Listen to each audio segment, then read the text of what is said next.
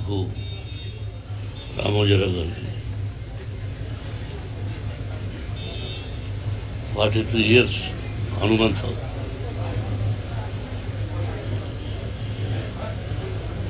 ఆయన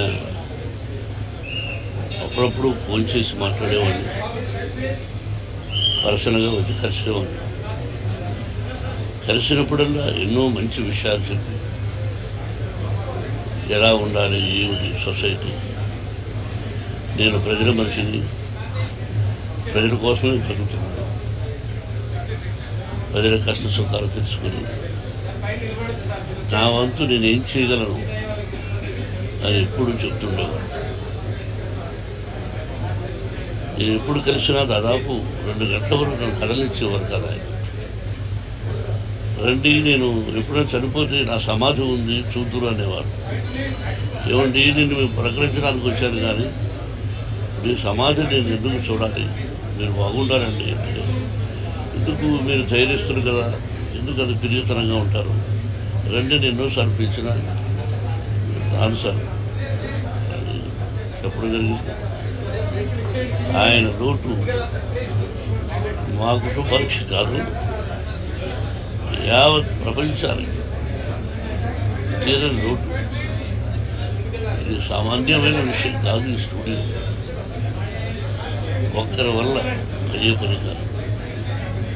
ఒక్కరిది only one man ప్రపంచంలో చాలా గొప్ప వ్యక్తిగా పేరు సంపాదించారు. ఆయన ఎక్కడున్నా ఆయనకు మనశ్శాంతి, కుటుంబానికి మనశ్శాంతి, ఆయనకు ఆత్మశాంతి జరగాలని భగవంతుని కోరుకుంటున్నాను. గ్రేట్ మ్యాన్, పత్రికా రంగంలో రారాజు, అలాగే స్టూడియో అధినేతగా కూడా రారాజు.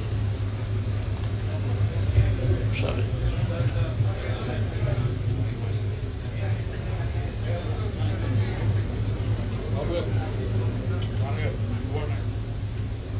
మా జనరేషన్కి మేమందరం చిన్నపిల్లలు, పెద్ద పెద్ద నటీనటుల ముందు మాకు ఒక లెజెండ్, మా ముందు జనరేషన్ కూడా, మా ముందు తరానికి కూడా ఒక మహానుభావులని అందరూ చెప్పే వ్యక్తి రామోజీరావు గారు. మేమందరం ఎంతో నేర్చుకున్నాం. ఆయన వేసిన బాట ఇంకా ఎన్నో జనరేషన్స్ కూడా అది పాటిస్తూ ఉంటారు. ఈరోజు రామోజీరావు గారు పోయిన దానికి ఆ లోటు ఒక తెలుగు రాష్ట్రానికే కాదు, యావత్ భారతదేశం గర్వించదగ్గ ఒక మీడియా బ్యారన్, ఒక వండర్ఫుల్ హ్యూమన్ బీయింగ్ మనం అందరం కోల్పోయాం. మా మొత్తం తెలుగు ఫిలిం ఇండస్ట్రీ అంతా మేమందరం ఒక మహానుభావుని కోల్పోయాం.